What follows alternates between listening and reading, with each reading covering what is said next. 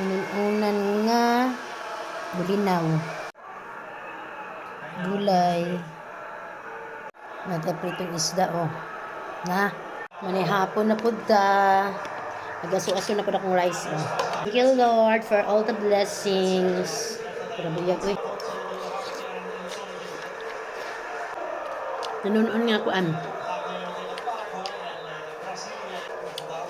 bulinaw. Pritong isda.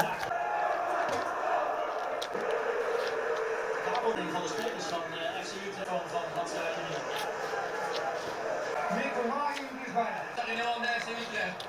Scoor je gelijk, gewoon heel goed. En dan moet je gelijk boven. Problemen gaan. Ja, met de eerste helft nagelaten, de tweede helft is het wel verdiend geweest. Uiteindelijk.